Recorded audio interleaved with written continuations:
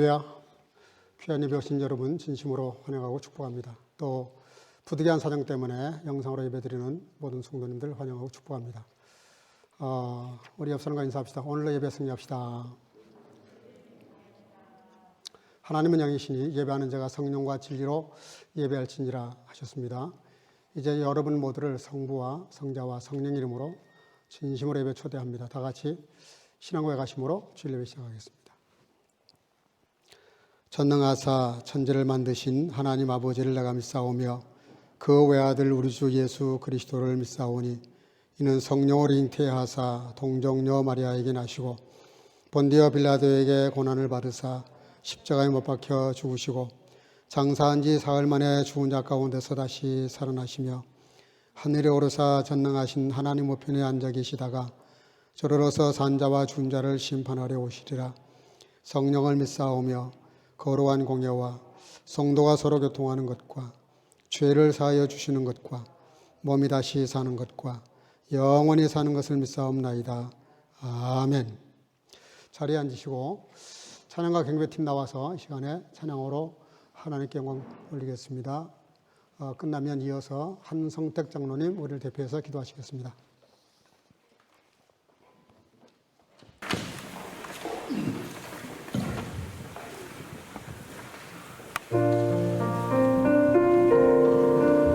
할렐루야. 우리 넓은 심 곡장로가 찬양해 주겠습니다.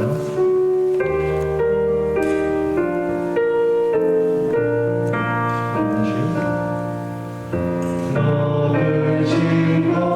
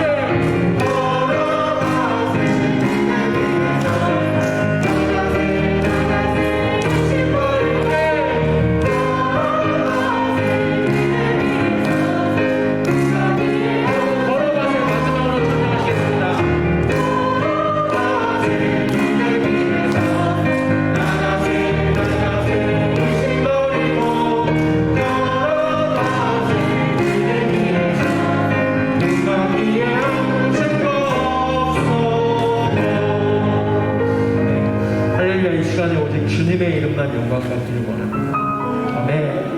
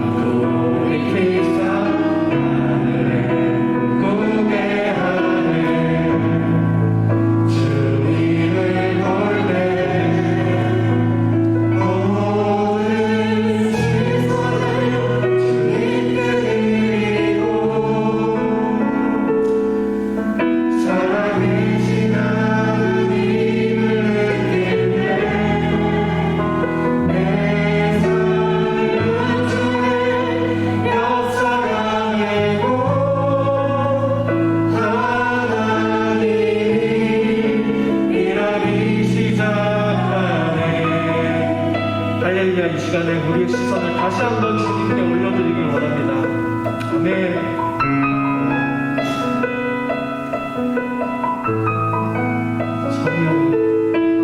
성령이 나를 변화시켜 모든 능력 사라지. 아멘.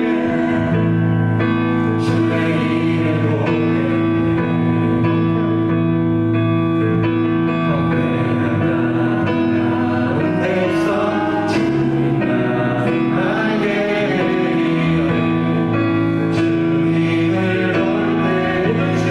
사랑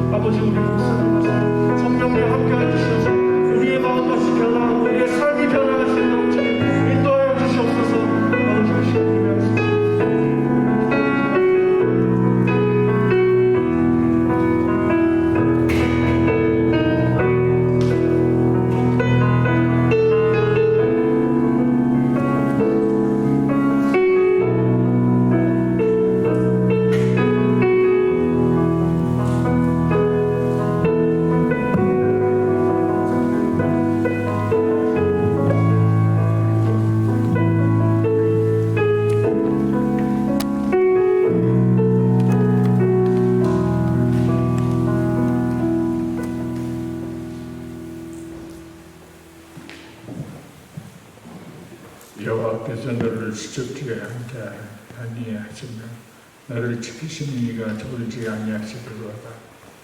여호와께서 지금부터 영원까지 지키시리로다. 시편 129편 3절 8절 말씀.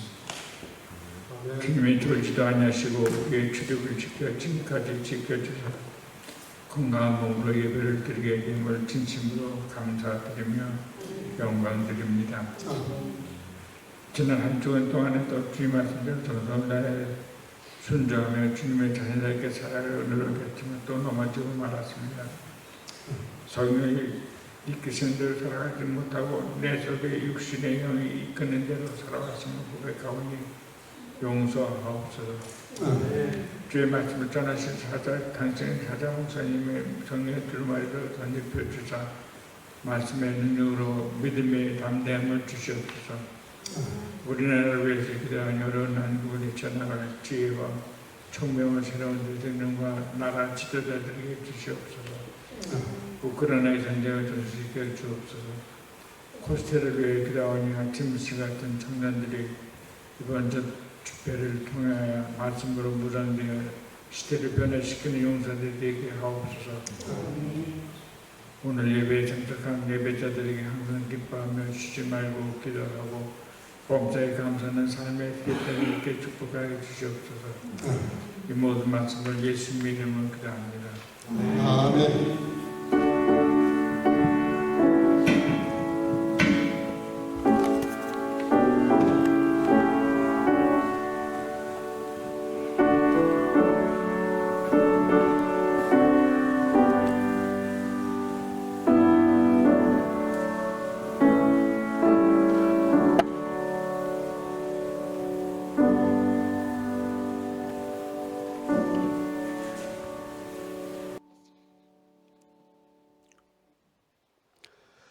오늘 우리에게 주시는 하나님 말씀 누가복음 10장 25절에서 37절입니다.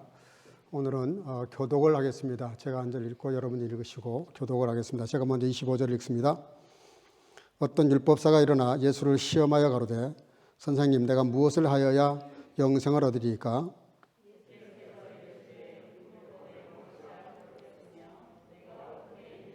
대답하여 가로되 내 마음을 다하며 목숨을 다하며 힘을 다하며 뜻을 다하여 주 너의 하나님을 사랑하고 또한 내 이웃을 내 몸과 같이 사랑하라 하였나이다.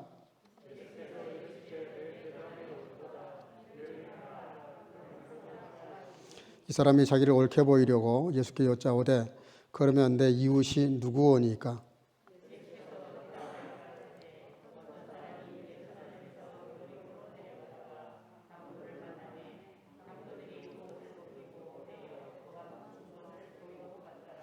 마침 한 제사장이 그 길로 내려가다가 그를 보고 피하여 지나가고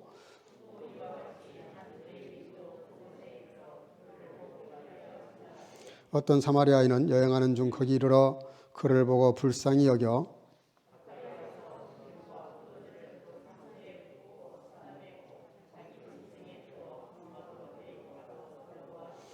이튿날에 데나리온 둘을 내어 주막 주인에게 주며 가로되 이 사람을 돌보아 주라. 부비가 더 들면 내가 돌아올 때에 갚으리라 하였으니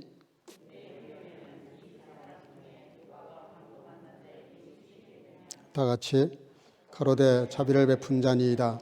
예수께서 이르시되 가서 너도 이와 같이 하라 하시니라. 아멘. 자리에 앉으시고 이 시간에는 최현성 형제님 특주로 하나님께 영광을 올리겠습니다.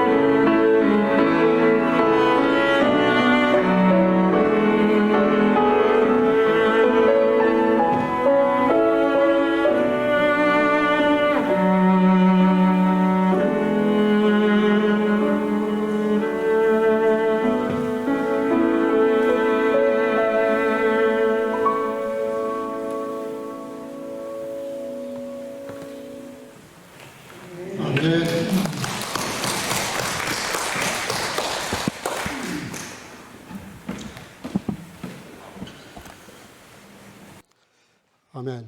귀한 찬양 감사합니다. 지난 세기에는 존재와 소유가 주로 주제가 되어서 화두가 된 시대였다 그러면 21세기에 들어와서는 우리가 이제 고속철도니 뭐든지 고속자가 붙지 않으면 말이 되지 않는 시대가 됐습니다. 고속통신망이라든지 인터넷 혹은 또 초음속 전투기가 마하 7, 8 이렇게까지 올라갈 정도로 초고속 시대가 되었습니다. 이런 시대는 이미 수천 년 전에 다니엘서가 예언을 한 거죠. 많은 사람이 왕래가 급속도로 빨라질 것이다. 그리고 지식이 더해질 것이다. 지식이 많아질 것이다. 그렇게 이미 수천 년 전에 예언을 했는데 그 예언대로 지금 모든 시대가 흘러가고 있습니다. 근데 이제 우리가 21세기에 와서 이렇게 고속철도나 비행기나 전화나 TV나 혹은 또 인터넷이나 모든 것들이 뭘 상상하게 만드냐면 접속이죠. 접속. 이렇게 콘탁트, 접속을 이렇게 상징하게 되는데 죽음이라는 게 무슨 뜻이냐면 분리된다는 뜻입니다. 영과 육이 분리되면 죽는 것이죠. 근데 이 접속이라는 말, 연결이라는 말은 생명과 깊은 관계가 있습니다. 우리가 하나님과 관계가 끊기면 그게 사망이고 그 연결이 되면 그게 생명이고 은혜고 축복이죠. 인간을 떠나서 살 수가 없는 그런 존재입니다. 우리가 이렇게 한 공동체, 선교 공동체라고 하는 선교 공동체가 이렇게 되어서 같이 공동체 생활하는 건 대단히 중요한 문제고 또 이 공동체를 떠나게 되면 심각한 문제가 생길 수 있다는 것을 여러분들이 잘 모를 겁니다. 우리가 일단 이 땅에 태어나면 어머니와의 만남이 있고 친구와의 만남이 있고 또 많은 사람들과의 만남이 있습니다. 이 만남이라는 건 대단히 중요합니다. 누구를 어떻게 만나느냐에 따라서 인생이 확확 달라져요. 그래서 좋은 만남도 있고 좋지 못한 만남도 있고 만나나 마나한 그런 만남도 있습니다. 또 어떤 스승을 만나느냐에 따라서 학문의 폭이 달라질 수도 있고 또 어떤 직장을 만나느냐에 따라서 그 인생이 대단히 피곤할 수도 있고 또 잘 열릴 수도 있습니다. 예수님과 베드로의 만남은 초대교회를 탄생시켰습니다. 바울과 예수님의 만남은 이방 선교, 모든 저와 여러분들에게까지 복음이 증거되어지는 놀라운 역사를 만들어냈죠. 돈은 많은데 늘 공허하고 불행했던 삭개오가 예수님을 만남으로 개인 인생의 모든 고민이 끝나고 새로운 인생을 살게 되는 그런 모습도 보게 됩니다. 오늘 본문에 보면 너무나 유명한 얘기, 아마 수십 번을 들었을 것 같아요. 어렸을 때부터 이 말씀은 여러 번 반복되는 얘기고 저도 우리 교회에서 여러 번 설교를 했습니다. 오늘 조금 더 다른 각도에서 말씀을 좀 생각해 보려고 하는데 한 상인이 예루살렘을 떠나 여리고로 내려가다가 강도를 만나서 거의 거반 죽게 된 사건이죠. 근데 마침 그 현장을 지나가는 세 사람이 있었습니다. 의뢰인과 대제사장과 그리고 사마리아 사람. 이 세 사람을 이 거반 죽게 된 사람이 일단 스쳐 지나가거나 만나게 되므로 그 사람이 살게 되는 역사가 나타나는데 오늘 이 여리고로 내려가던 사람의 문제를 조금 생각해 보겠습니다. 왜 이 여리고로 내려가던 사람이 강도를 만났을까? 물론 이거는 약간 영적인 의미를 가미한 것입니다만은 굉장히 상징성이 깊어요. 예루살렘에서 여리고로 내려가다가 이렇게 돼 있어요. 30절 예수께서 대답하여 가라사대 어떤 사람이 예루살렘에서 여리고로 내려가다가 강도를 만나매 이렇게 되어 있습니다. 제가 시작부터 이렇게 공동체가 필요하다는 말씀을 했습니다. 또 우리는 만남이라는 게 굉장히 소중하고 중요하다는 말씀을 했어요. 친구가 없다. 물론 홀로서기도 필요해요. 그러나 홀로서기는 하나님과 나와 인생 근본 문제에 있을 때는 우리가 홀로서기를 해야 됩니다만은 특별히 믿음의 사람들은 그리스도인들은 이 만남, 이 관계가 굉장히 중요합니다. 믿음이 뭡니까? 관계죠, 관계. 관계에서 필요한 게 믿음이에요. 불신도 관계에서 나오는 거고 믿음도 관계에서 나오는 건데 관계가 어떠냐에 따라서 그 사람의 신앙이 어떤 사람이냐 혹은 또 그 신앙이 어떠냐에 따라서 관계의 성격을 말할 수 있는데 다윗은 절대로 왕이 될 수 없는 사람이라고 전에 한번 제가 설교했습니다. 그 가문도 그렇고 그 모든 것이 그래요. 그 중조 할머니가 이방인이었잖아요. 룻이라고 하는. 그러니까 절대로 그 집안에서는 왕제가 될 수 없는데 그가 왕이 되는 이유가 뭐예요? 요나단이라는 친구를 만났기 때문입니다. 요나단이 그를 결정적인 시간에 여러 번 도와줬거든요. 아버지는 자기를 죽이려고 하는데 그 아버지는 죽이려고 하는데 그 아들 요나단은 다윗을 도와서 왕이 되는 일에 결정적인 역할을 많이 해요. 친구가 얼마나 중요한지를 알게 돼요. 가나안 땅을 정복했던 것은 물론 모세의 출애굽이 있었지만 여호수아 갈렙이 서로 힘을 합치지 못했으면 굉장히 어려운 싸움이 될 뻔했습니다. 여호수아 갈렙이 친구였기 때문에 나머지 10지파가 반대를 하는데도 불구하고 두 사람이 그 모든 반대를 무릅쓰고 극복하고 가나안 땅을 정복하게 되죠. 이 친구라는 게 얼마나 중요하고 인간관계가 얼마나 중요하고 공동체가 얼마나 중요한지를 알 수 있어요. 인간은 교실샤프트 티어라 그래서 사회적 동물입니다. 절대로 사회를 떠나서 살 수 없어요. 우리가 이렇게 편안하게 돈을 주면 뭐든지 다 지금 우리가 구입이 가능합니다. 그러나 그것이 구입되도록 얼마나 많은 사람들이 역할을 하고 있는지를 우리는 그 잊고 살아요. 나에게 빵이 하나 오기까지 얼마나 많은 농부의 수고가 있고 가공의 역할이 있고 또 그걸 판매하는 중간에 상인들이 있고 얼마나 복잡한 관계를 만드는지 몰라요. 오늘 아침에도 우크라이나 그 곡물을 해외로 수출을 하기로 합의를 봐놓고 미사일 2방이 날라오는 바람에 잠깐 멈췄다는 소식을 듣고 왔습니다. 지금 이 우크라이나 전쟁이 한번 터지는 것 때문에 전 세계가 물가가 지금 적어도 뭐 한 10%에서 30%까지는 막 뛰는 온 세계가 지금 몸살을 하고 있습니다. 이걸 볼 때 우리가 뭘 느껴요? 전쟁이 터져서 우크라이나의 곡식의 곡물이 밖으로 못 나가는 것 때문에 전 세계 물가가 30% 혹은 뭐 10% 이렇게 올라간다는 게 말이 됩니까? 다 유기적인 관계가 있다는 거예요. 옛날에는 한 나라가 잘하면 그걸로 끝났어요. 지금 그렇잖아요. 아무리 한 나라가 잘해도 옆 나라가 플라이트가 되거나 부도가 나버리면 같이 망하는 겁니다. 같이 쓰러지는 거예요. 그러니까 그리스가 그 난리를 칠 때 2,500억 달러가 넘는 돈을 오이로파가 그걸 도와준 이유가 뭐예요? 거기가 무너지면 유럽 전체가 무너지니까 도와줄 수밖에 없는 거예요. 그게 뭐냐면 유기적인 관계, 친구 관계, 이 관계가 얼마나 중요한지를 알 수 있는데 공동체는 그런 의미에서 굉장히 중요한데 이 사람은 혼자 길을 가다가 강도를 만났다. 굉장히 시사하는 겁니다. 여러분 신앙생활도 마찬가지예요. 교회에서 교제를 해야 됩니다. 교제를 하셔야 돼요. 그냥 이렇게 교회만 와서 예배만 딱 드리고 가버리는 것은 사실은 굉장히 중요한 걸 놓치는 겁니다. 공동체 안에 들어오셔야 돼요. 교제가 있어야 됩니다. 그리고 어려운 일을 만날 때 같이 힘을 모아서 극복할 수가 있는데 완전히 고립돼 버리면 항상 사단은 그런 사람을 노려요. 그래서 더 침륜 가운데 빠지게 하고 우울증에 빠지게 하고 나중에는 급기야 아주 못된 선택을 할 경우도 있어요. 그래서 우리가 이 공동체가 얼마나 중요한지 알 수 있게 됩니다. 그리고 예루살렘에서 여리고로 내려가다 강도를 만났다. 혼자 가다가 강도를 만났는데 만약에 2-3명이 같이 내려가다가 강도를 만났으면 무슨 방법이 있었을 텐데 혼자 가다 만났으니 거반 죽을 뻔한 거죠. 그리고 예루살렘에서 여리고로 갔다는 말은 영적인 의미를 좀 가지고 있는데 실제로 그 지형 자체가 그래요. 그 해발 700-800 정도 되는 데가 예루살렘이고 여기 여리고 쪽에는 그 절반밖에 안 되는 지역입니다. 내려가다가 보통 그냥 서울에서 지방 내려간다 이렇게 말을 하는데 그런 뜻도 있습니다. 어쨌든 신앙생활을 하는 것도 마찬가지입니다. 우리가 이렇게 성장을 해야 돼요.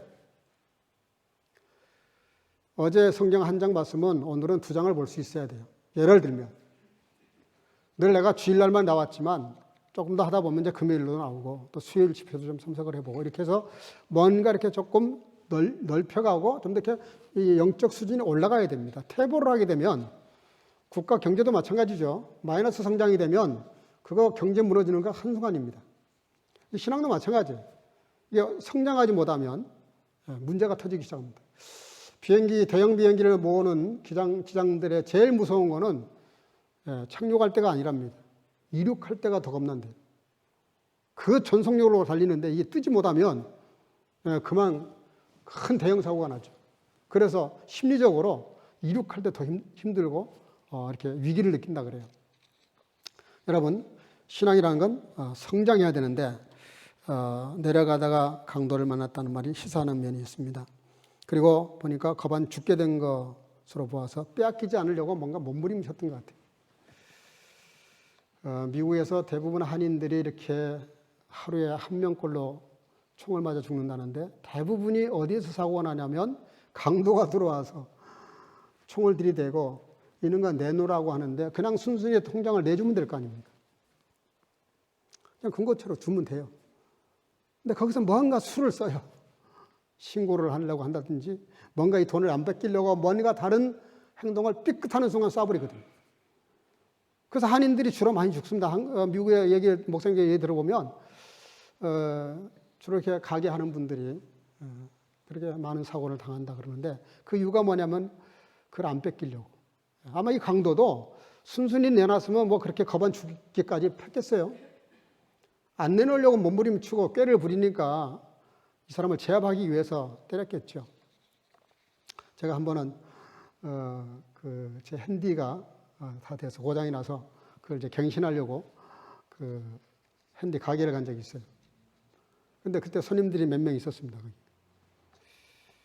근데 갑자기 저도 이제 그 핸디를 구경하고 있는데 갑자기 옆에 있는 친구가 그 핸디마다 이렇게 GC화이트 줄을 이렇게 달아놨거든요. 그걸 확 잡아채더니 채니까 그게 끊기더라고. 그러니까 막 냅다 치는 거예요. 그 제일 비싼 핸디를. 근데 그 주인의 행동이 참 이상했어요. 그러니까는 그 사람을 잡으려고 이제 잠깐 뛰어나가더라고요. 뛰어나가는데 잠깐 나가다 그냥 들어와요. 제가 보기에는 그냥 뛰어나간 척만 한 것 같았어요. 진짜 잡으려고 나가는 게 아니고 가지고 이제 튀니까 그걸 잠깐 뛰어가는 척 하더라고요. 그래서 제가 궁금해서 물어봤어요. 그걸 왜 잡으러 안 쫓아갔냐고. 잡을 수도 있었을 텐데. 그랬더니 그분이 씩 웃으면서 그 GC화이트 보험이 들어있답니다. 보험. 그러니까 그거 내가 안 나갈 수는 없고 나가는 척, 잡으려고 하는 척이라도 해야지. 안 하면 문제가 되니까 나가서 이렇게 잡으려고 하는 척이라도 했지만 실은 저도 잡을 생각 없다고 그냥 잡았다가 자기가 험한 꼴 당할 수도 있기 때문에 그냥 그러면 놔둔다고 비밀 아닌 비밀을 저한테 얘기를 하더라고요. 그렇죠. 지금 사람의 목숨보다 더 귀한 게 어디 있어요. 근데 자기가 가지고 있는 걸 놓지 않으려고 하다가 거반 죽게 되는 대부분의 사람들의 불행이 어디 있습니까? 가지고 있는 소유에 대한 문제입니다. 소유. 이거를 놓지 않으려고 더 많은 걸 가지려고 지나치게 경쟁을 하거나 지나치게 하다가 몸이 상할 수도 있고 건강을 상할 수 있죠. 적절한 선에서 끝을 내야 되는데 사람의 욕심이라는 게 그렇지가 않아요. 어쨌든 오늘 이 강도를 만난 사람의 문제가 뭐냐면 혼자 가다가 또 위에서 밑으로 내려가다가 그리고 가진 것을 빼앗기지 않으려다가 험한 꼴을 당했다는 것이 오늘 이 사람의 문제입니다. 이게 우리들에게도 어느 정도 있어요. 근데 오늘 본문에 보니까 30절 어떤 사람이 예루살렘에서 여리고로 가다가 강도를 만나매 강도들이 그 옷을 벗기고 때려 거반 죽은 것을 버리고 갔다는 말에서 우리가 한 가지 알게 되는 것은 만나서는 안 될 사람이 있다는 겁니다. 찬송가에도 나오지만 삼가 친구를 가려 사귀라 하는 말이 있어요. 정말 친구를 잘못 사귀었다가 낭패 보는 분들이 많거든요. 그냥 겉으로 드러난 것, 어떤 조건 이런 것 보다가 그런 거 보고 만나다가 어려운 일을 만나는 분들을 많이 보게 되는데 예수님께서 가룟 유다를 향해서 그런 말씀하십니다. 차라리 나지 않았으면 좋을 뻔했다. 주님은 늘 축복하기를 좋아하셨거든요. 근데 예수님의 입에서 이런 말씀이 나온다는 것은 유다가 얼마나 어리석은 그 좋은 공동체, 12제자라고 하는 그 엄청난 선택받은 자리에서 주님을 배신하는 그런 잘못된 행동을 한 것을 보시고 그런 말씀을 하셨는데, 강도란 뭡니까? 오늘 강도를 만났다 그랬는데 강도가 뭐예요? 글자 그대로 강제로 남의 물건을 뺏는 겁니다. 이게 잘 안 되면 물리적인 힘을 가해서라도 억지로 뺏는 거예요. 그게 강도죠. 영적 세계도 마찬가지입니다. 사단은 우리들의 마음속에 자리를 잡고 열매 맺어가려고 하는 말씀을 빼앗아 갑니다. 뭔가 물리적인 힘을 가해서라도 뺏어가려고 그래요. 우리의 마음에 은혜 받는 것을 방해하거나, 우리가 늘 말씀 읽으면서 들으면서 아멘 하려고 그럴 때 아멘을 막아버린다든지, 예물을 잘 드려서 하나님의 은혜에 감사함으로 더 큰 복을 열어갈 수 있는 문을 막아버린다든지, 교회 집회 열심히 있는 사람들에게 뭔가 일을 만들어가지고 참석하지 못하게 만든다든지 여러 가지 방해를 해요. 사단의 역할이 그겁니다. 어찌하든지 신앙으로 제대로 된 길을 가려고 하는 사람의 길을 방해해서 그렇게 뜨겁게 기도하는 사람이 갑자기 기도하는 생활을 이렇게 게을러지기 시작합니다. 내가 게으른 게 아니라 뭔가 사단이 역사를 하고 있는 겁니다. 그렇게 찬송을 힘있게 감사하며 부르던 사람이 찬송이 입에서 사라지고, 그리고 집회에 열심히 나오던 사람이 집회를 잘 나오지 않게 되고, 섬기고 봉사하던 삶이 점점 이렇게 식어지면서 아웃사이더가 되어버리는, 이게 다 뭐냐면 사단이 사실은 우리에게 그걸 뺏어간 겁니다. 내가 게으른 것도 사실은 가만히 생각해 봐요. 어떤 계기가 있어요. 그게 다 사단이 역사하는 거예요. 오늘 본문에 보니까 거반 죽게 될 정도로 때렸다는 거예요. 우리의 신앙이 혹시 그러지 않는지 모르겠어요. 겨우 신앙, 주일날 나와 예배드리는 정도의 신앙 정도밖에 안 되면 거반 죽은 거나 마찬가지입니다, 사실은. 뒤에 좀 말씀 더 하겠습니다만은 우리의 신앙 상태를 한번 점검해 볼 필요가 있어요. 33절에 어떤 사마리아인은 여행하는 중 거기 이르러 그를 보고 불쌍히 여겨. 오늘 이 강도 만난 사람이 정말 만나야 될 사람을 만났어요. 겉으로 보면, 외적으로 보면 별로 만나서 반가울 사람이 아니에요. 예루살렘에서 여리고로 갔다는 걸 보면 유대인이 분명합니다. 유대인과 사마리아 사람들 관계는 거의 원수 관계였어요. 이렇게 서로 이렇게 길을 가다가 앞에서 서로 마주보게 되면 서로 길을 피하고 눈을 피하는 관계입니다. 사마리아 사람들도 이스라엘 사람들 피가 있었지만 거의 이방인 취급을 했던 곳입니다. 예수님께서 거기서 사역을 하셨어요. 소외된 사람들, 버려진 사람들, 아웃사이더가 되어버린, 개토가 되어버린 사람들 쪽에 가셔서 사역을 하신 이유가 있어요. 예수님 족보에도 그렇게 들어오면 안 될 사람들이 여러 사람 들어와 있는 이유도 죄인을 위해서, 연약한 자들을 위해서, 버림받은 사람들을 위해서 오셨다는 뜻이죠. 여러분, 오늘 사마리아 사람이 이 사람을 보고 발걸음을 멈추게 됩니다. 그리고 놀라운 행동을 해요. 왜냐하면 평소에 자기들을 너무 무시하고, 무시 정도가 아니에요. 자기들은 무슨 개 취급을 했어요. 강아지가 아니라 개, 더러운 개, 들개, 뭐 이런 개가, 그래서 이방인들을 그렇게 했지만 사마리아 사람들은 유독 더 그랬습니다. 그래서 절대로 사마리아를 통과하지 않았어요. 시리아를 올라가려고 해도 사마리아 통과하지 않고 이렇게 우회해서 에돔을 돌아서 이렇게 올라갔습니다. 그만큼 싫어했어요, 서로가. 근데 그 사마리아 사람이, 그렇잖아요. 우리가 이제 일상으로 생각하면 내가 평소에 미워하던 사람, 정말 미운 사람, 뭔가 사고가 나가지고 죽을 지경이 됐어. 그러면 이놈 자식, 평소에 나한테 그렇게 못되게 굴더니 고소하단 말이야. 내가 뭐 손대지 않아도, 내가 원수 갚지 않아도 누가 원수를 대신 갚아줬네 그러고 침 뱉고 지나가지, 누가 그거를 돌아보겠어요. 여러분, 내 신앙이 성장했는지 성장하지 않았는지, 혹은 내 신앙이 지금 바로 가고 있는지 바로 가고 있지 않은지를 알고 싶으시면 내 주변에 원수가 보일 때 그때 결정적으로 결판납니다. 원수 같은 사람도 끌어안아야 되는 거예요. 그게 진짜 신앙인이거든요. 그리스도인이라는 뜻이에요, 그게. 그리스도인이 어떤 사람이에요? 잘못은 너가 했는데 책임은 내가 지겠다는 게 그리스도인이라는 뜻입니다. 그리스도인에게서 원수 갚는다는 말은 절대 쓸 수 없는 말이에요. 금기어예요. 그냥 사랑한다는 말밖에 할 수 없어요. 우리한테는. 그거밖에는 선택의 여지가 없어요. 그리스도인들에게는 사랑할 권리밖에 없습니다. 절대로 원수 갚을 권리가 없어요. 판단하고 분별하고 그래가지고 그 사람에게 어떤 심판자가처럼 이렇게 할 수 있는 권한이 전혀 없습니다. 그는 아직도 그리스도의 법을 못 깨달은 사람들이에요. 종종 그런 목사님들 중에서도 그런 분들을 봐요. 그냥 정치적인데 발을 담가가지고 막 오른쪽 왼쪽 해가면서 막 상대방을 공격하는데, 이거 뭐 세상 사람들 정치하는 사람들 더 험악한 말들을 막 함부로 해요. 그리스도인들은 희생이 그게 노말이에요. 노말. 예? 상대방이 잘못했다 하더라도 그 잘못에 대한 책임과 벌을 내가 대신 받겠다는 게 그게 그리스도인이거든요. 왜냐하면 예수님이 그렇게 하셨잖아요. 저와 여러분들의 죄 때문에 돌아가셨잖아요. 저와 여러분들이 무슨 잘난 것 때문에 돌아가셨습니까?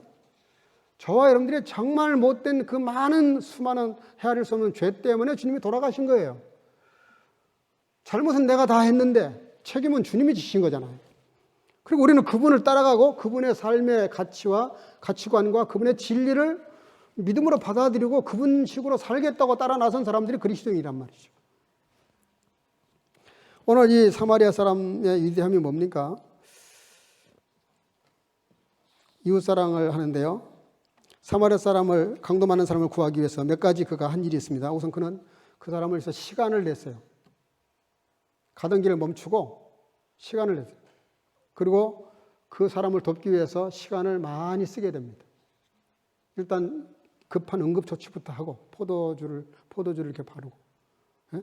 그리고 또 기름을 발라서 이렇게 더 이상 번지지 않도록, 그리고 주막까지도 더 데려가서 거기서도 돌봐주다가 자기 갈 길이 이제 너무 급하니까 그냥 길을 떠나면서 2데나리온이나 이후에 치료비를 줘가면서까지 그렇게 수고를 많이 해서 시간을 많이 사용을 하게 됩니다.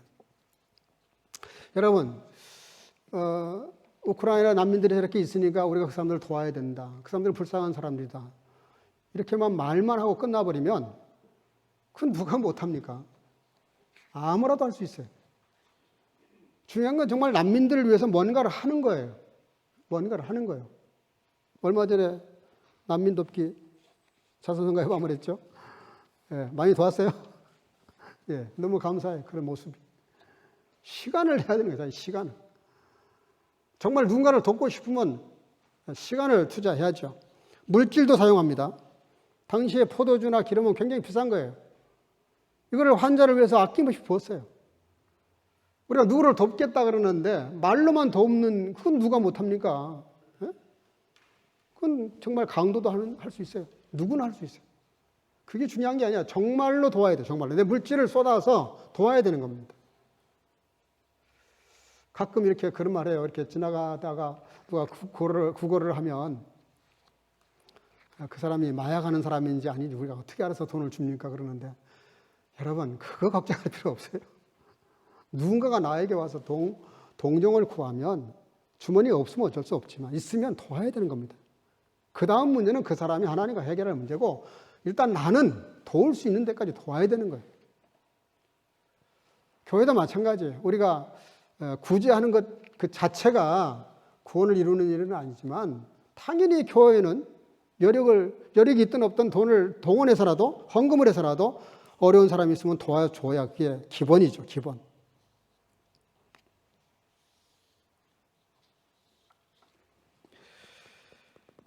그리고 그의 몸의 수고를 마다하지 않았습니다.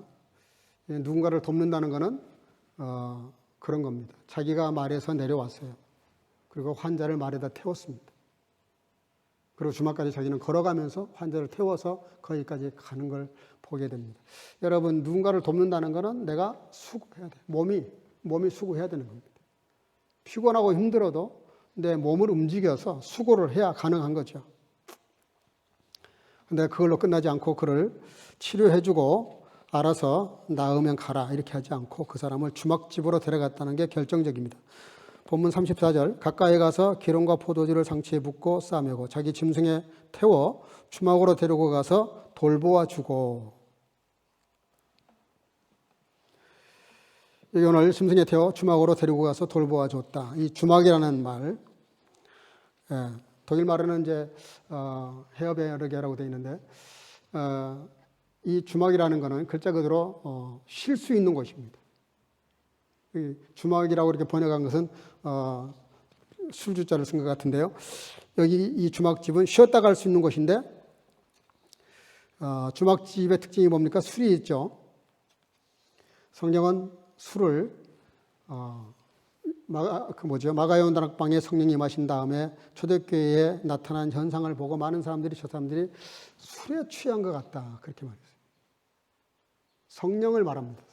주막집은 교회를 상징하고 주막집에 있는 술은 성령님을 상징해요. 그리고 이 선한 사마리아 사람이 그 두 데나리온을 주고 간 것은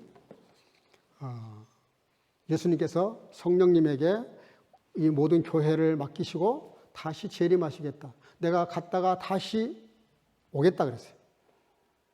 7배가 더 들면 그때 나에게 청구해라. 내가 주겠다.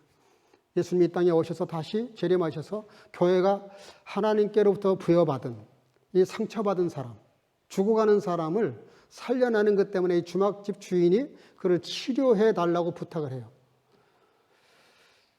예수님은 우리에게 부탁하실 분이 아닙니다. 명령하시면 되시는 분입니다. 근데 부탁한다는 말을 써요. 교회가 마땅히 해야 될 일이 뭐냐면 상처받은 사람들, 영육으로 상처받은 사람들. 우리 교회에 오게 해야 됩니다. 멀쩡한 사람들은 사실 안 와도 돼요. 근데 영적으로 문제가 있고 구원이 뭔지도 모르는 사람들을 전도해야 될 이유가 뭡니까? 이분들이 겁안 죽게 된 강도 맞는 사람들이거든요. 아직 예수님을 모른다는 말은 그런 사람들이에요. 우리는 그냥 그 사람들이 걸어다니고 뭐 이렇게 멀쩡히 사니까 문제없다고 생각하는데 그게 아닙니다. 성경이 말하는 건 그분들이 지금 예수를 모르고 사는 이 세상의 모든 사람들은 다 강도를 만나 죽을 지경이 된 사람들의 상태라고 말하는 거예요.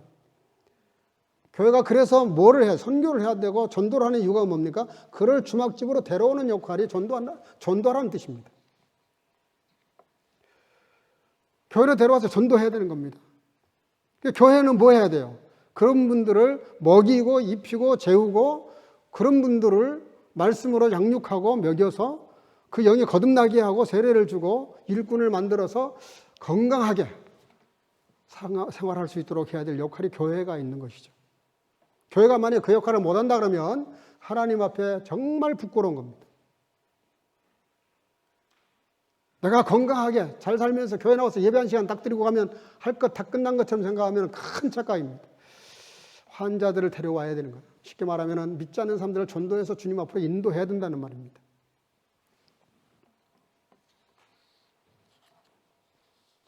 오늘 여기 제사장과 레인이 그냥 지나가는 장면이 나옵니다. 이게 큰 문제입니다. 근데 제사장과 레인도 나름대로 이유가 있었어요. 당시에 제사장들은 제사 직분을 한번 하고 나면 한 700여 명이 있었는데 그분들이 제사를 지내고 나면 한 주 정도 이렇게 쉰다 그래요. 쉬는데 그 쉬든 뭐를 하든 제사장들은 절대로 시신에 손을 대면 안 됩니다. 자기 가족이 죽어도 시신에 손을 대면 안 돼요. 만약에 혹 실수라도 해서 손을 댔다. 그러면은 한 주일 동안 정결 예법에 따라서 절차를 밟아야 됩니다. 그렇지 않으면 제사에 참여할 수가 없었어요. 겁안 죽게 된 사람을 봤을 때 죽었다라고 판단했을지도 몰라요. 아니면 내가 치료하다가 죽을지도 모른다는 생각을 했을지도 몰라요. 이제 쉽게 말할게요. 이 제사장과 레인이 왜 그냥 지나갔을까요? 종교적인, 이런 말하면 교회법, 어떤 규정 때문에 그냥 지나간 겁니다. 혹여라도 내가 건드렸다가 죽으면 내가 시신 만진 사람이 되고 그러면 내가 제사를 집례할 수가 없게 되고 복잡한 절차가 남아있는데 그런 부담을 갖고 싶지가 않은 거예요. 그러니까 종교적인 절차는 잘 지켜서 혹여라도 시신이 될 뻔한 사람을 건드리지 않는 것은 저기 규칙을 지키려고 한 거라고 하면 말이 됩니다. 근데 이분들이 정말 결정적으로 놓친 게 뭡니까? 삶의 예배를 놓친 거예요. 삶의 예배. 히브리서 13장 15절 16절 이런 말씀이 나옵니다. 이러므로 우리가 예수로 말미암아 항상 찬미의 제사를 하나님께 드리자. 이는 그 이름을 증거하는 입술의 열매니라. 오직 선을 행함과 서로 나눠주기를 잊지 말라. 따라합시다. 이 같은 제사는 하나님이 기뻐하시느니라. 정말 하나님 기뻐하시는 제사가 뭐예요? 성전에 나와서 예배 드리는 거 기뻐하십니다. 예배하는 자를 찾으신다 그랬어요. 근데 더 기뻐하는 사람은 누구예요? 예배 드리고 성전 밖을 나가서 공부를 할 때도, 일을 할 때도, 길을 갈 때도 누구를 만나든지 간에 예배하는 마음으로 살라는 거죠. 삶의 예배. 오직 선을 행함과 서로 나눠주는 것, 서로 돕는 것, 이 같은 제사, 삶의 제사를 말해요. 삶의 제사를 하나님이 더 기뻐하시는 거예요. 우리가 여기 와서 예배 드리고 나가는 거 얼마나 감사하고 잘하는 일입니까? 요즘 뭐 대면 예배 싫어하는 사람들도 많은데 나와서 예배 드린다는 게 얼마나 감사한 일입니까? 더 하나님이 원하시는 게 뭐예요? 거기서 끝나면 안 돼요. 여러분들이 예배를 마치고 집에 가면 가정에서 내 이웃이 누굽니까? 내 아내, 내 남편, 내 아이들 다 내 이웃이에요. 네? 다 가족이고 다 나 말고 다른 사람을 사랑하되 내 몸처럼. 여러분 얼마나 자기 몸 아낍니까? 조금 살이 찔 것 같으면 또 뭐 다이어트를 하고 뭐 건강식이라는 것도 찾아서 열심히 먹고 건강에 안 좋다 그러면 먹고 싶어도 참고 자기 건강 위해서 얼마나 애를 씁니까? 내가 나의 몸을 돌보듯이 내가 나의 몸을 돌봐서 병원에 자주 왔다 갔다 하듯이 내 몸을 위해서 뭔가 이렇게 수고하고 운동도 하고 많은 것들을 하는 것처럼 이웃을 그렇게 사랑하라는 겁니다. 왜 그런 말씀 하실까요? 내가 나를 사랑하는 것처럼 잘 알 수 있는 게 없잖아요. 사실 그렇잖아요. 내가 나를 위해서 어떻게 내가 몸 관리하는 거 우리가 누가 말하지 않아도 그건 내가 다 알 수 있는 일이에요. 제일 쉬운 방법으로 설명하신 거예요. 내가 내 몸을 아끼고 건강을 보존하려고 애를 쓴 것처럼 다른 사람들에게도 좀 그렇게 마음을 쓰라는 것이죠. 중요한 거는 하나님을 사랑하는 것과 사람을 사랑하는 것은 분리할 수 없는 문제입니다. 첫째 계명은 하나님을 사랑하는 것이요. 둘째는 이와 같으니. 이와 같다는 말이 뭐냐면 하나님 사랑하는 것처럼 이웃도 사랑하라 그랬어요. 그러니까 하나님을 사랑하는 것, 사람을 사랑하는 것은 맞물려 있는 것입니다. 절대로 분리할 수가 없어요. 이상하게 우리나라 사람들은 정말 하나님과의 관계는 잘하는 것 같아요. 제가 독일에 와서 배운 게 그겁니다. 독일 분들에게 배운 게 뭐냐면 평소에 교회 잘 안 나가요, 이분은. 근데 믿는 사람이라고는 해요. 자기 에판겔리시, 카톨리시. 물어보면 대부분 다 그렇게 대답해요. 나는 까니 이런 사람이 거의 없어요. 근데 교회 가서 예배는 잘 안 드려요.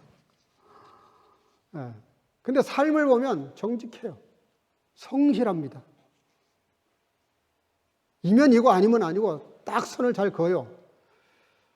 그게 왜 그래요? 오랜 시간 동안 성경 문화가 이 유럽을 영향을 끼쳤기 때문에 그런 겁니다. 삶에서는 믿음 생활을 우리보다 10배나 더 잘합니다. 근데 우리나라 사람들 약점이 뭡니까? 새벽부터 밤까지. 저는 미국에 집회하러 몇 번 갔다가 깜짝 놀랐어요. 저녁 집회가 밤 9시 시작이야.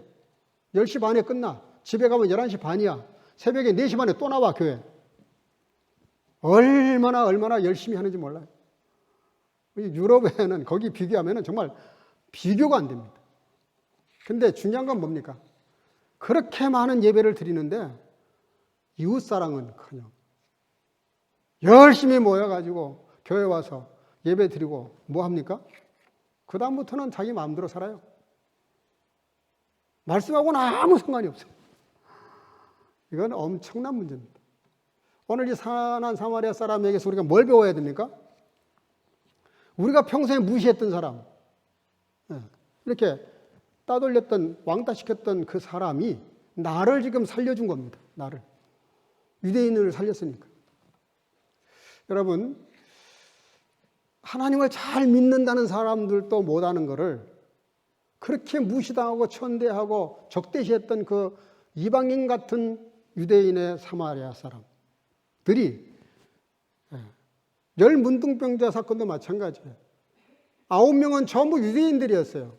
문둥병을 고침받았는데 예수님께 찾아나와서 감사하는 사람이 한 명도 없어요. 근데 사마리아 사람이 고침받고 와서 예수님께 살해하고 감사했다 이렇게 말합니다. 도대체 성경은 우리에게 무슨 말씀하시려고 그러는 거예요? 여러분, 신앙생활이 교회 와서 빤듯하게 앉아서 예배 드리는 걸로 끝나면 안 된다는 얘기 하려고 그러는 겁니다. 우리가 삶에서 열매를 맺어야 된다는 거예요. 열매를. 정말 삶의 예배가 필요합니다. 열심히 공부하세요. 코피 터지게. 믿는 사람들은 그렇게 해야 돼요. 실은. 안 믿는 사람들도 더 많이 공부해야 돼요. 그러나 그건 믿음으로 해야 됩니다. 사업도 마찬가지고 직장도 마찬가지고 가정생활 모든 삶에서 정말 믿음으로 해야 됩니다. 믿음으로 해야 되는데 열심히 부지런히 해야 됩니다. 그런데 그 부지런히 하는 것이 성경적이어야 된다는 거예요. 영국 수상이었던 글래드스턴이라는 분이 계신데 이분이 뭔 잘못해가지고 청문회를 하게 됐답니다.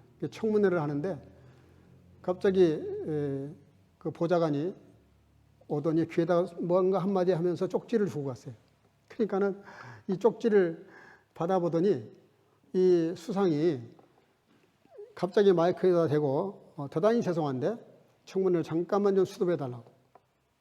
그러고 그냥 쏜살같이 뛰어나가니까 야당 의원들이 막 난리가 났습니다. 어디를 도망가느냐, 청문회 안 받으려고 그러는 거냐, 당연히 탄핵당하고 싶냐, 난리가 났어요. 근데 뒤도 안 돌아보고 그냥 나가버렸어요. 근데 이분이 나가서 어디를 갔냐면 자기 집으로 간 겁니다. 집에 자기 이 마차를 이렇게 늘 몰고 다녔던, 요즘 말로 말하면 운전기사죠. 운전기사가 지금 마지막 임종 직전이에요. 그 임종 직전에 있는 그 운전석에 요즘 말로 말하면 마부인데 그때는 가서 손을 붙잡고 정말 고생 많았는데 편안히 가라고 그를 위해서 축복하면서 기도해 줬습니다. 그가 너무 평안한 얼굴로, 그래도 자기가 이렇게 섬겼던 그래도 나라의 한 일국의 수상이라는 분이, 대통령이라는 분이 이렇게 자기에게 자기 임종한다고 그 국회의 그 중요한 시간을 다 뒤로 하고 쫓아와서 자기한테 그 임종을 마지막 지켜주는 그분에 대해서 너무 감동을 하면서 숨을 거뒀다 그래요. 그리고 이제 실컷 이제 얻어맞으려고 다시 국회를 가서 문을 열고 들어오는 순간 갑자기 많은 사람들이 막 박수갈채를 치면서 그에게 정말 잘했다고 그렇게 칭찬을 했답니다. 어떻게 소식이 전해진 거예요. 그러니까 모든 국회의원들이, 야당 의원들까지도 비록 자기의 그 차를 몰아주는, 그때는 이제 마차니까 마차를 몰아준 그 마부 한 사람에 대한 임종을 지켜주기 위해서 수상이 다 모든 걸 뒤로하고 쫓아가서 그에게 그런 마음을 전한 모습을 보고 모든 사람들이 감동을 받은 거죠. 여러분, 왜 우리가 지금 사는 게 피곤하죠?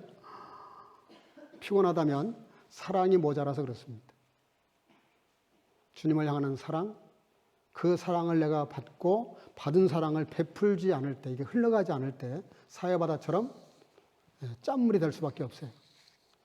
주님께 사랑을 받았으면 그걸 흘려내려보내는 갈릴리 같은 호수가 돼야죠. 그래야 많은 사람들을 살리고 시원하게 만들어주고 모든 농사가 잘 돼서 열매를 맺도록 하지 않겠어요? 오늘 예수님께서 마지막으로 하나 짚어주고 끝을 냅니다. 29절의 본문에 보니까 이 사람이 자기를 옳게 보이려고 예수께 여쭤보되 그러면 내 이웃이 누구오니까? 라고 물어요. 여기서 이 사람이 묻는 질문이 재밌습니다. 내 이웃이 누굽니까? 라고 물었어요.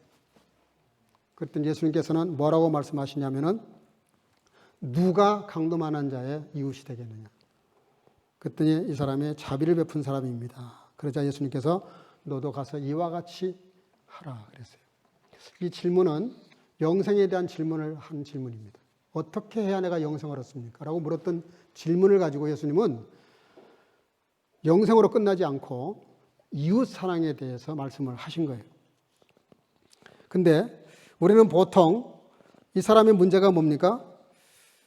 내 이웃이 누구냐? 자기가 중심이 돼서 이웃을 물었어요.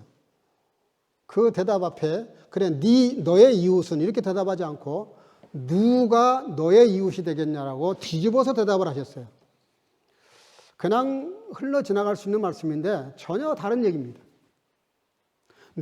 나의 이웃이 누구냐? 자기가 중심이 돼서 이웃을 생각하는 사람하고 이웃이 중심이 돼서 나를 생각하는 사람은 전혀 다른 거예요. 이런 거죠. 나한테 저 사람이 유익이 될까 안 될까 이렇게 따질 수밖에 없어요. 근데 상대방을 중심으로 하는 사람은 상대방한테 나는 어떤 사람일까라고 자기를 반성할 수밖에 없어요. 생각해봐요. 어떤 사람이 성장하겠어요? 어떤 사람이 좀 더 주님의 뜻을 잘 이행할 수 있겠어요? 내 이웃, 내 친구, 내 사람, 나와 관계 있는 사람, 이것도 중요하죠. 근데 성경은 주님은 뭐라고 대답하시냐면 너가 아니라 누가 너의 이웃이 되겠냐? 누가? 제 3자를 먼저 앞세우시고 그 사람을 지목을 하셨어요. 다시 말하면 쉽게 말하면 이런 겁니다. 나 중심으로 살지 말고요. 다른 사람 입장에서 좀 역지사지하면서 살라는 뜻이죠. 다른 사람의 입장. 아무리 큰 죄인도 들여다보면 다 사정이 있더라고. 응? 내가 모르는 사정이 있어요. 아무리 성자 같은 사람도 들여다보면 또 내가 모르는 실망할 부분들이 많아요. 함부로 사람을 평가하고 판단하면 안 됩니다. 그 사람의 입장에서 한번 좀 헤아려 봐야 돼요. 응? 우리 사회가 지금 왜 한국 사회가 복잡하고 어렵습니까? 정말 다들 똑똑해요. 어쩌면 그렇게 상대방의 잘못 허물을 그렇게 잘 파헤쳐가지고 뭐 인정사정 안 보고 그냥 막 난도질을 하는데 보면 다들 재판관들이야. 검사고. 그런 사회는 물론 약간의 발전을 해요. 잘못을 지적해서 고치면 되니까. 지나치면 그게 폭력이 되는 거고 그 사회는 정말 삭막한 사회가 되는 겁니다. 교회는 어떤 곳이냐? 교회는 내가 중심이 되는 곳이 아니에요. 따라합시다. 주님이 중심이 되시고 그리고 너가 중심이 돼야 돼요. 내가 아니라. 그게 교회입니다. 교회는 어떤 일이 생기면 나를 중심으로 하면 안 돼요. 내 생각에는 나는 이런 소리 하면 그 교회는 큰일 납니다. 그건 그리스도와 정반대로 가는 거예요. 아무리 큰 잘못이 있는 사람이 있다 하더라도 내 생각에는 너는 이렇게 하면 안 되는 거예요. 도대체 왜 그랬을까? 그 사람 입장을 헤아려보고 들어보고 그리고 뭔가 있으면 허물을 덮어주고 뭔가 도움이 필요하면 도움을 주고 이러려고 접근을 해야지 자기 의의를 드러내려고. 예수님은 그런 사람을 향해서 차라리 고라와 소돔 고모라가 더 심판을 면하기 쉽겠다는 말씀을 하셨어요. 그러면서 회칠한 무덤들아 그랬어요. 여러분 하나님 앞에 의인이 어디 있어요? 오늘 이 선한 사마리아 사람은 예수님입니다. 사실은 예수님 자신의 이야기를 하고 계시는 거예요. 자신의 얘기를 사마리아 사람으로 이렇게 비유를 들어서 말씀하신 거예요. 예수님은 거방 죽게 된 저와 여러분들을 위해서 이 땅에 오셨고 아낌없이 포도주와 기름, 피와 물을 다 쏟으셔서 십자가에서 죽으심으로 저와 여러분들의 죄를 사해 주시고 영적인 병을 치유해 주신 거예요. 그러면 치유받은 사람이 어떻게 해야 되겠어요? 나도 그 사랑을 받았으니까 그걸 흘려보내야 되지 않겠어요? 그것이 바로 그리스도인의 기본적인 삶이에요. 내 이웃을 내 몸처럼 사랑하라. 하신 말씀은 정말 쉬운 얘기예요. 내가 내 몸을 생각하는 것처럼 상대방도 내가 그렇게 좀 보살펴야 되겠다. 이런 마음을 가지고 하나님 앞에서 주님의 그 심장을 가지고 다른 사람을 사랑할 수 있는 저와 여러분들 되시기를 주의 이름으로 축복합니다. 축복합니다. 기도하겠습니다. 우리 시간에 말씀을 놓고 간절히 한번 기도하겠습니다. 주님, 나도 선한 사마리아 같은 사람이 되게 해 주소서. 간절히 기도하시기를 바라고, 또 여러 많은 성도들이 지금 밖에 나가 있고 여행 중에 있습니다. 다 무사히 돌아올 때까지 함께 해달라고 기도해 주시기를 바랍니다. 또 코스를 위해서 기도해 주시기를 바랍니다. 오시는 강사님들, 또 이번 집회에 여전히 대기자가 40명이 있는데 이분들까지 초대하면 참 좋겠는데 이미 초대된 사람들을 위해서도 방이 모자랍니다. 잘 해결하시기 위해서 기도해 주시기를 바랍니다. 이 시간에 간절한 마음으로 통성으로 기도하실 때 전쟁 종식과 코로나 종식을 위해서도 기도해 주시기를 바랍니다. 통성으로 한 2, 3분 동안 기도하겠습니다. 기도하십시다. 사랑과 은혜가 충만하신 아버지 은혜를 감사합니다. 오늘도 하나님의 은혜와 말씀 가운데 저희를 불러 인도하셔서 주님 전에 나오게 하시고 아버지 하나님 내 이웃을 내 몸처럼 사랑하라고 하신 말씀을 따라서 오늘도 말씀을 선고했는데 아버지 하나님 살아가는 동안에 많은 여러 가지 내 신앙이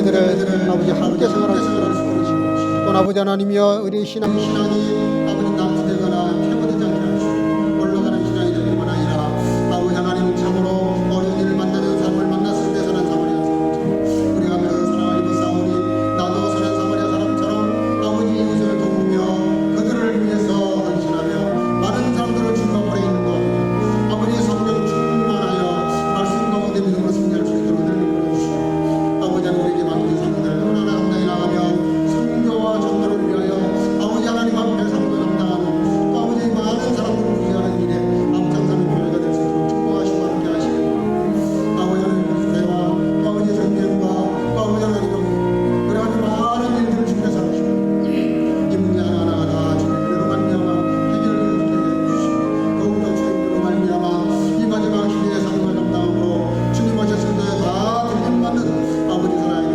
하나님의 자녀들 될 수 있도록 인도하시고 축복하시고 역사해 주시기를 간절히 아버지의 이름을 지키시고 보호하시고 돌아오는 시간까지 함께해 주시고 아버지의 성도를 지키는 모든 성도들에게 은혜를 주시고 역사해 주시기를 간절히 아버지의 나라 역사를 위해서 쓰임받는 모든 주님과 되시도록 인도해 주옵소서.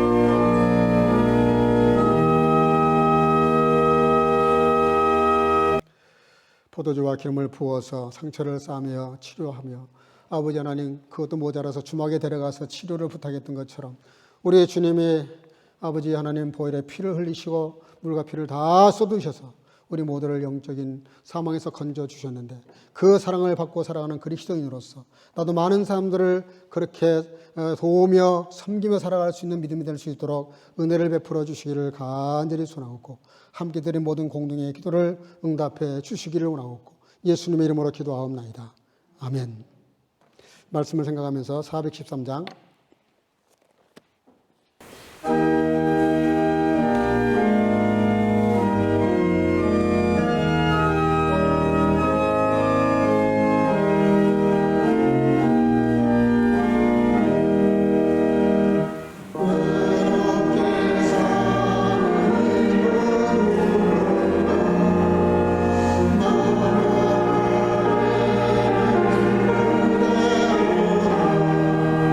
십자가로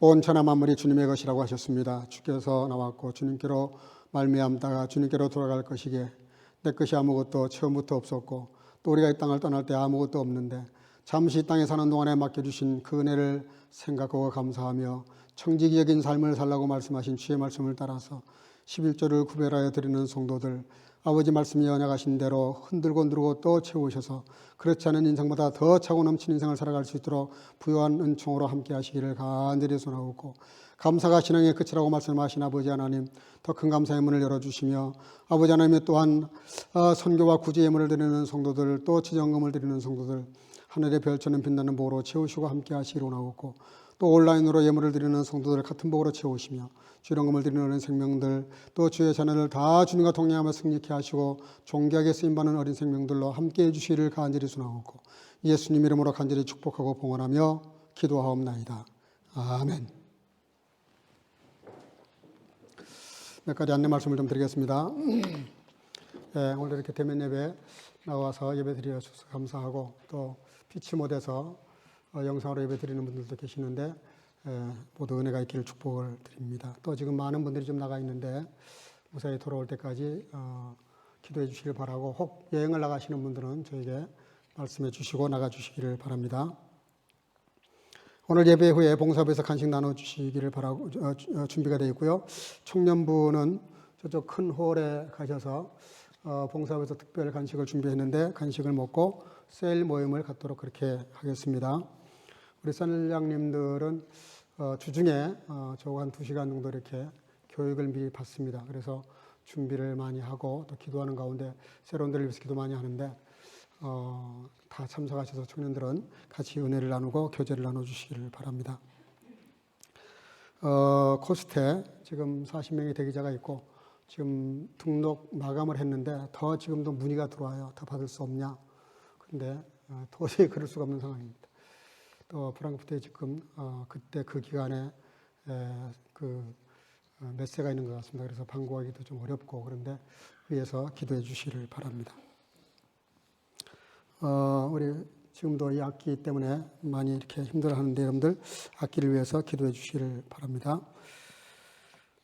예, 나머지 광고는 참고하시기를 바라고, 주중에 어려운 일이 있는 분들은 시간 구애받지 마시고 언제든지 저에게 연락 주시기를 바랍니다. 우리 옆 사람과 더불어 서로 인사 나눕시다. 서로 사랑하면서 삽시다. 예, 주 이름으로 사랑하고 축복합니다. 예.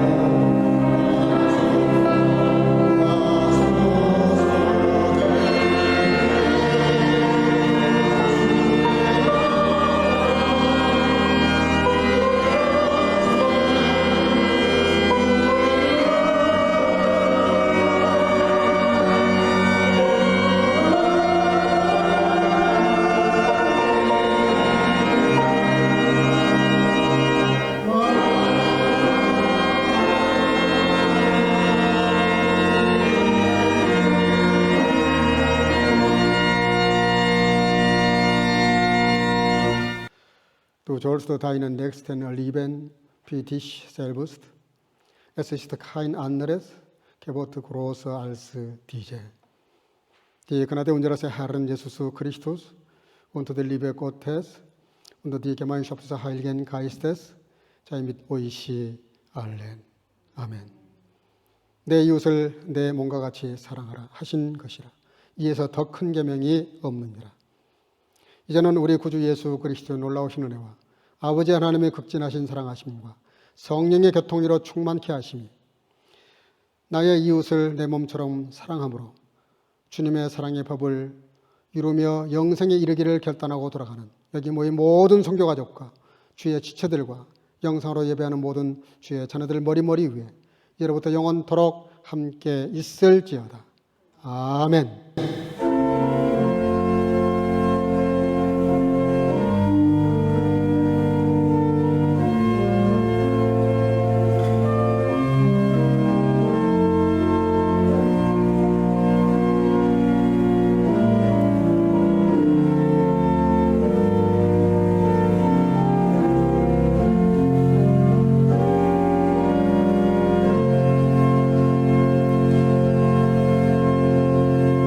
잠깐만 앉으시고요. 오늘 나오기를 바랬는데 사정이 생겨서 못 나왔네요.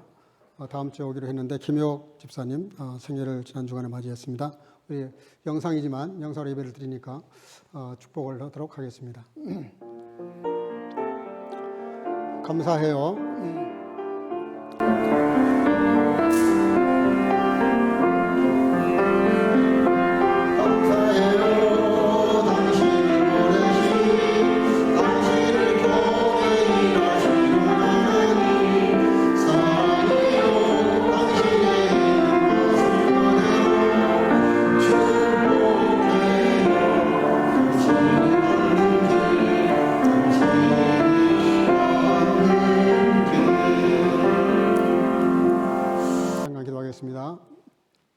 사랑과 은혜가 충만하신 아버지 은혜 감사합니다. 또 지난 주간에 김효옥 집사님 생일을 맞이했는데 귀한 딸을 지금까지 인도하시고 함께 하신 아버지 하나님, 또 지금도 함께 하시고 장래에도 함께 하셔서 늘 주님과 동행하며 영광으로 강건케 하시고 존귀한 삶을 살게 하시고 무엇보다 주님과 동행하며 승리케 하시고 유쾌한 인생을 살아가도록 함께 해주시를 간절히 소원하고 온 성교가족 이 한 주간도 주님과 동행하며 한 사람도 어린 일을 당하지 않게 하시고 다 주님과 동행하며 승리하며 유쾌한 삶으로 행복한 삶으로 함께 해주시기를 간절히 소원하고 또 이렇게 간식을 나눌 때 함께 해주시기를 간절히 소원하며 수고한 손길을 축복해 주옵소서. 예수님의 이름으로 축복하고 기도합나이다. 아멘. 하나님께 영광의 박수 올리겠습니다. 할렐루야.